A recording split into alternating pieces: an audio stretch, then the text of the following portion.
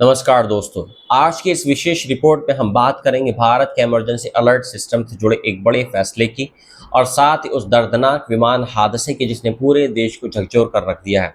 एक तरफ राष्ट्रीय आपदा प्रबंधन प्राधिकरण यानी एनडीएमए की सलाह के बाद देश भर में सेल ब्रॉडकास्ट सेवा को अस्थायी रूप से निलंबित कर दिया गया है। वहीं दूसरी ओर असम के जोरहाट में भारतीय वायुसेना के एक AN-32 विमान के दुर्घटनाग्रस्त होने से 5 जवानों की जान चली गई, जिनमें बिहार के युवा अग्निवीर दानिश आलम भी शामिल हैं।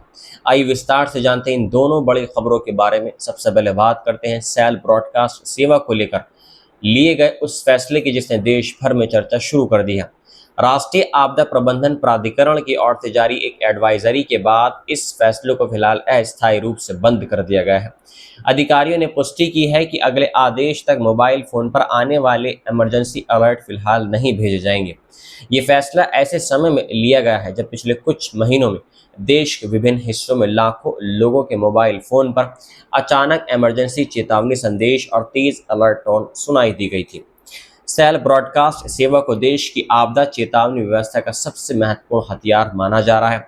इसकी खास बात यह है कि ये इंटरनेट और सामान्य मोबाइल डेटा सेवाओं पर निर्भर नहीं हो रहा है। किसी भी प्राकृतिक आपदा, भूकंप, चक्रवात, बाढ़, बिजली गिरने की चेतावनी या राष्ट्रीय सुरक्षा से जुड़ी आपात स्थिति में सरकार इस प्रणाली के जरिए सीधे मोबाइल उपभोक्ताओं तक संदेश पहुंचा सकती है।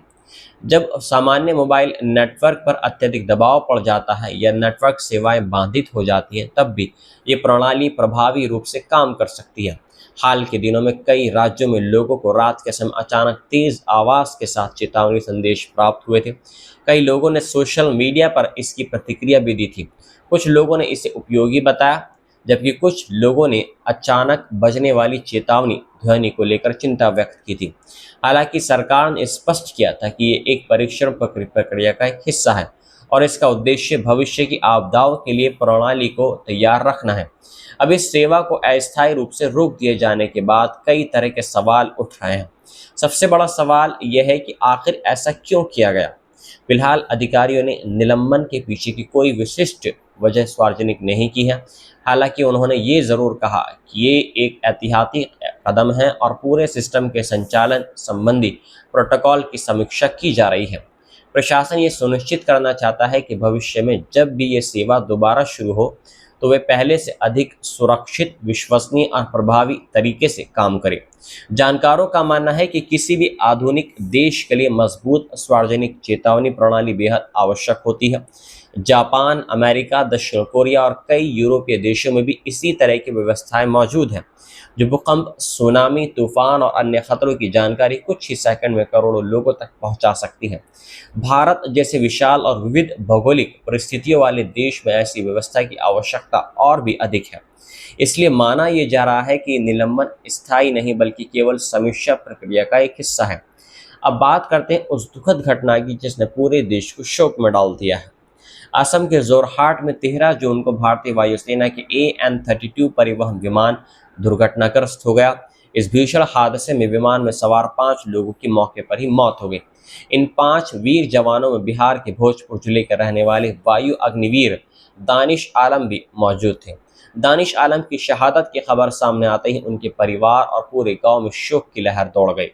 दानिश भोजपुर जिले के कोइलवर प्रखंड के कायम नगर गांव के निवासी थे और अपने परिवार के इकलौते बेटे थे और हाल ही में भारतीय वायुसेना में अग्निवीर के रूप में शामिल हुए थे।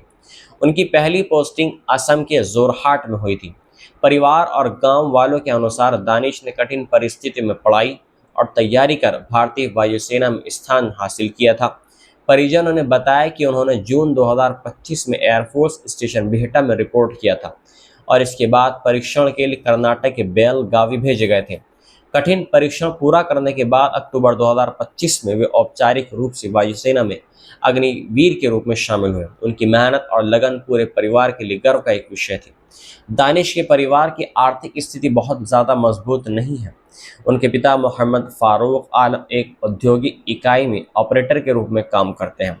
परिवार में उनकी मां अख्तरी बेगम और 2 बड़ी बहनें हैं। परिजनों का कहना है कि आर्थिक कठिनाइयों के बावजूद दानिश ने कभी हार नहीं मानी और देश सेवा का सपना पूरा किया। परिवार को उम्मीद थी कि बेटे की नौकरी से घर की स्थिति बेहतर होगी और भविष्य सुरक्षित होगा, लेकिन इस दर्दनाक हादसे ने सारी उम्मीदों को गहरे दलदल में धकेल दिया है। दानिश की शहादत की खबर मिलते ही गांव में मातम का माहौल फैल गया।